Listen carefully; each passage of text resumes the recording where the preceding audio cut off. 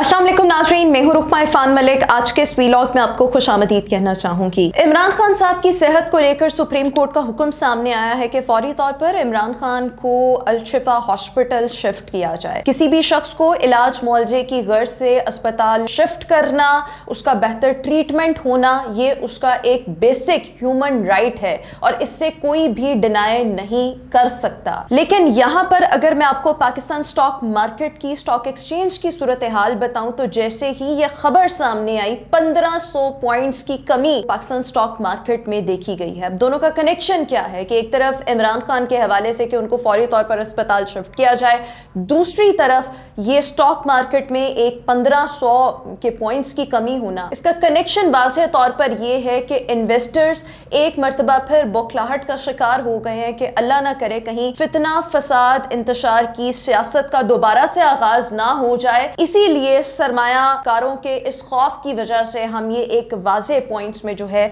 वो कमी देख रहे हैं। और दूसरी तरफ हम पाकिस्तान तहरीक इंसाफ के वोटर सपोर्टर को, यूट्यूबर्स को, भगौड़ों को देखें तो वो ये कहते, सोशल मीडिया पर ये बयानियां बनाते थकते नहीं है कि जब तक इमरान खान आएगा नहीं तब तक पाकिस्तान की मईशत शायद बेहतर नहीं होगी, इस्तेहकाम नहीं आएगा, स्टेबिलिटी नहीं आएगी। ये पड़ी हुई है मईशत, ये है वो स्टेबिलिटी कि जहां पर एक हुक्म आता है कि इनको हॉस्पिटल शिफ्ट किया जाए, वहां पर ही स्टॉक मार्केट की आप सूरत हाल देखें कि उसमें 1500 पॉइंट्स की कमी जो है वो देखने में आ रही है। तो ये रियलिटी है जिसको पाकिस्तान तहरीक इंसाफ के वोटर सपोर्टर को एक्सेप्ट करना चाहिए। एनी वे अगर इमरान खान साहब को प्रॉबेबली शिफ्ट कर भी दिया जाए, मेरा ये वीलॉग जब तक आपको पहुंचे तो शायद वो शिफ्ट हो भी चुके हों, लेकिन पाकिस्तान तहरीक इंसाफ को अब होश के नाखून लेने चाहिए। इंतशार, नफरत की सियासत, इससे इज्तनाब करना चाहिए क्योंकि इनकी इन बातों, इन चीज़ों, इन हरकतों की वजह से इस वक्त पाकिस्तान को शदीद मसाइल का सामना करना पड़ सकता है। हालिया मिसाल ये स्टॉक मार्केट की है। आगे आए जनाब, भारतीय फौज की एक अपनी जारी करदा जो ऑफिशियल डॉक्यूमेंट्री है, इसमें एक ऐसा एतराफ सामने आया है जिसने बड़े बड़े जो दावे हैं, भारतीय दावे, इनके एंकर्स के दावे, उनकी कलाई जो है वो खोल कर रख दी है। आप बुनियानुल मरसूस के वक्त और उसके बाद जब भी ये मार्का हक हुआ था, हमने भारतीय एंकर्स को गले फाड़ फाड़ कर, चीख चीख कर चिल्लाते देखा था कि जी ये जो ऑपरेशन सिंदूर हुआ है इसमें भारत को जो है वो बड़ी सक्सेस मिली है और पाकिस्तान जो है वो बिल्कुल एक डाउन एंड पर आ चुका है। अच्छा, ये मार्का हक होता है और उसके बाद पूरी दुनिया जिस तरीके से पाकिस्तान की मोतरफ है ये हमें बताने की जरूरत नहीं है। आप उठा के international media channels, international journals, international अखबारात देख लें, वहां पर जिस तरीके से भारत के राफेल गिराए उनकी कहानी देख लें तो ये सब कुछ जो है वो वहां से पता लग जाएगा। लेकिन जो ऑफिशियल डॉक्यूमेंट्री जारी हुई है भारत की जानिब से, इसमें भारतीय डीजीएमओ लेफ्टिनेंट जनरल राजीव घाई, इनके मुताबिक जो ऑपरेशन सिंदूर हुआ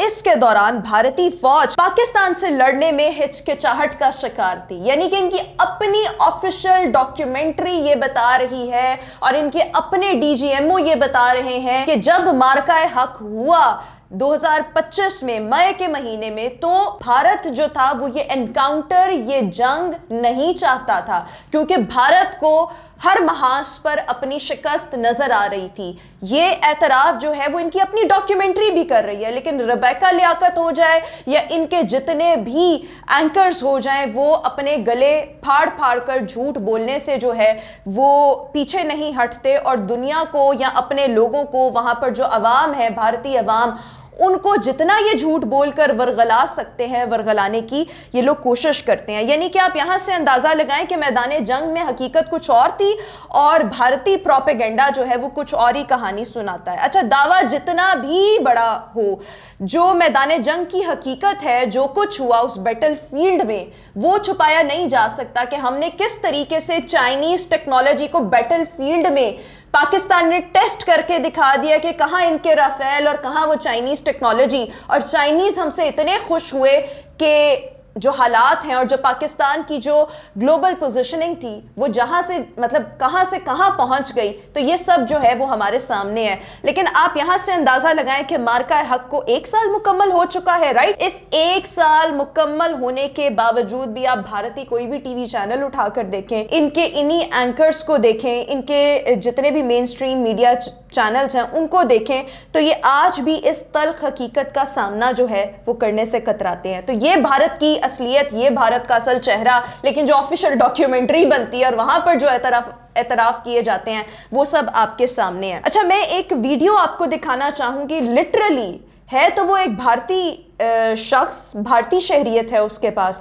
लेकिन ये वीडियो देखकर लिटरली मेरा दिल जो था वो बहुत अफसुर्दा हुआ। ये वाघा बॉर्डर के मनाजिर हैं जहां पर भारतीय सिक्योरिटी फोर्सेस के फौजियों ने, यहां पर एक आम भारतीय शहरी परेड देखने आया और उसका इन्होंने जो हाल किया, इस पर वहशियाना तशद्दुद किया और ये सब कुछ कैमरे की आंख ने रिकॉर्ड किया है। आप यहां से अंदाजा लगाएं कि एक आम शहरी जो अपने मुल्क की फौज के साथ इजहार मोहब्बत करने, अकीदत करने, परेड देखने वाघा बॉर्डर आया है और किस तरीके से भारतीय सिक्योरिटी फोर्सेस ने उस पर वहशियाना तशद्दुद किया है कि आप यहां से अंदाजा लगाएं कि जो कुछ भी इस वक्त भारत में, कहते तो ये एक सेकुलर स्टेट होने का दावा करते हैं, सेकुलर मुल्क होने का दावा करते हैं, लेकिन यहां पर जो सिखों के ऊपर मजालिम ढाए जा रहे हैं, जो गुजरात में कसाई मोदी ने मुसलमानों का कत्लेआम किया और अब भी आज भी जो मुसलमानों पर वहां पर मुजालिम ढाए जा रहे हैं और ये अपने लोगों के साथ जो कुछ कर रहे हैं, ये सब कुछ जो है वो आपके सामने। लिटरली ये देखकर मुझे खुशी नहीं हुई, मेरा दिल अफसुर्दा हुआ है। और ये जो भारतीय फौज है ना, ये दुनिया की वो फौज है जिसमें सबसे ज्यादा खुदकुशी का आप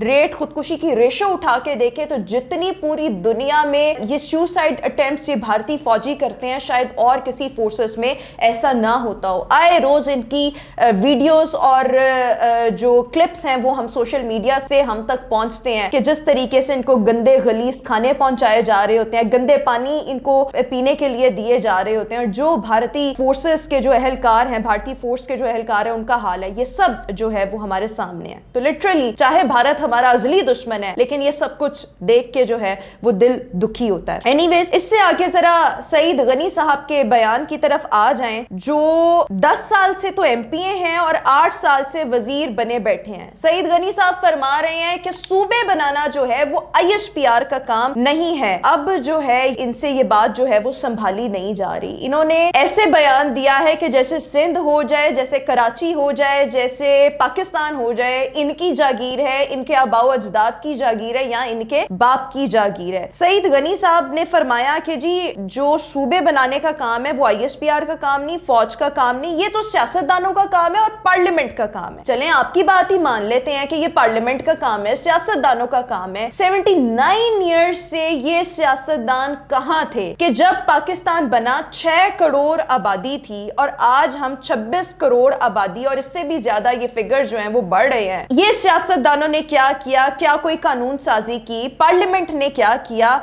हाँ, सईद गनी साहब ये बताना भूल गए हैं कि इन 79 ईयर्स में ये जो सियासतदान थे, बशमूल सईद गनी जैसे लोग और इनकी जो फैमिली मेंबर्स हैं, इन्होंने अपने बड़े बड़े बंगले बना लिए, इन्होंने अपने बड़े बड़े घर बना लिए, हर तरह से अवाम के खून पसीने की कमाई जो थे उसको खाते रहे और बस ये जो लोगों के जिस्मों के ऊपर जो मांस रह गया हुआ ना, अब ये उसको भी नोचना चाहते हैं। आप यहां से अंदाजा लगाएं कि 79 ईयर्स में अवाम को इन्होंने रोटी, कपड़ा, मकान, इसके नारे के अलावा इन्होंने दिया क्या है? इनको कराची में जो है ना, सिंध में, इनको भाईजान जो है उसके लकब से इनको पुकारा जाता है। आप यहां से अंदाजा लगाएं कि ये धड़ल्ले से इन्होंने बात तो कर दी है, लेकिन वही बात है कि ना ये पाकिस्तान, ना सिंध, ना कराची, ना कोई और सूबा और ना पाकिस्तान का कोई शहर, ना सईद गनी की जागीर है, ना इसके बाप की जागीर है। ये एडमिनिस्ट्रेटिव यूनिट्स बनेंगे, बन के रहेंगे। मैं ये विजुअल्स जो हैं ये भी मैं आपको दिखाना चाहूंगी। ये साहब जो हैं जो गाड़ी से उतर रहे हैं, इनका नाम है फरहान गनी, जो कि सईद गनी उर्फ भाईजान, जो कि पूरे सिंध में एंड स्पेशली कराची में भाईजान के लकब से जो है वो जाने जाते हैं। ये इनके छोटे भाई हैं। ये मौसूफ के आप क्वालिफिकेशन क्वालिफिकेशन, ये सब कुछ चीजें तो एक तरफ रख दें, ये इनका रेफरेंस जो है, इनका इंट्रोडक्शन के जी ये सईद गनी के छोटे भाई हैं। एक इनका इंट्रोडक्शन ये भी है कि 6 यूनियन काउंसिल्स में पोलिंग स्टेशंस पर कब्जे करके ये वहां पर टाउन चेयरमैन बने। ये सईद गनी साहब के भाई और ये इनके खानदान का हाल है, जो आज नहीं चाहते कि अवाम तक कोई सहूलत पहुंचे, अवाम की जिंदगी में बेहतरी आए, अवाम की जिंदगी आसान हो। ये लोग नहीं चाहते, ये बस यही चाहते हैं कि हम कब्जे करके कोई चेयरमैन बन जाए, कोई वजीर बन जाए, कोई सरकारी ओहदा ले ले, इनकी रोजी रोटी जो है वो चलती रहे, अवाम जाए भाड़ में। और इस टाउन की अगर हम बात करें, जो 6 टाउन पोलिंग स्टेशंस पर कब्जा करके ये जहां के जो चेयरमैन बने, वहां के टाउन की किस्मत तो नहीं बदली, लेकिन सईद गनी साहब के जो छोटे भाई हैं, भाईजान के जो छोटे भाई हैं फरहान गनी, इनकी किस्मत जो है वो रातों रात बदल गई। और 3 सालों में इन्होंने इतना करोड़ों रुपया पैसा कमाया कि जो हालात हैं वो आज सबके सामने है कि वो टाउन वहां का वहां ही है, वो सब मामलात वहां के वहां ही हैं, लेकिन इनकी जेबें जो हैं वो इतनी भर चुकी हैं कि पैसा जो है वो उमड़ के जो है वो बाहर आ रहा है। और जब हम इनके मौसूफ के छोटे भाई फरहान गनी का जिक्र करते हैं ना, तो चुनेसर घोट से लेकर लियारी और मलीर से ड्रग माफिया से इनके वाज़ेह ताल्लुकात हैं, इसके एविडेंसेस भी हैं, इनकी सहूलतकारी के इनके ऊपर इल्जामात भी हैं। ये सब जो है ये एक अलहदा चैप्टर है। और मौसूफ जो हैं ये आजकल इंसदादे दहशतगर्दी के केसेस भी जो हैं वो भुगत रहे हैं। कौन भुगत रहे हैं?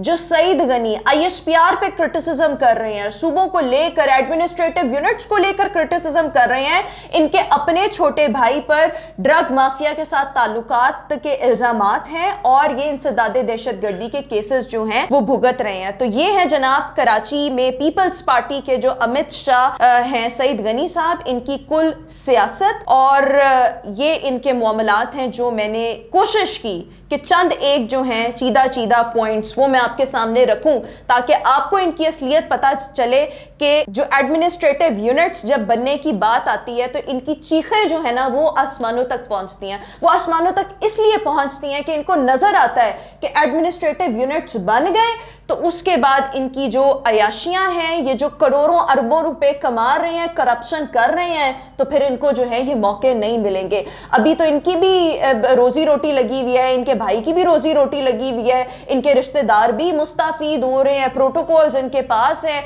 10-10 साल से 8-8 साल से ये सरकारी ओहदे लेकर बैठे हुए हैं। कराची के आप अवाम के हालात, कराची की सड़कों के हालात, इंफ्रास्ट्रक्चर, इंटीरियर सिंध, आप वहां जाकर देख लें। मैं बाकी पाकिस्तान की तो बात नहीं करती ना, डेफिनेटली एडमिनिस्ट्रेटिव यूनिट्स बनेंगे, पूरे पाकिस्तान का इसमें भला होगा, आम अवाम के लिए अपॉर्चुनिटीज जो हैं वो पैदा होंगी।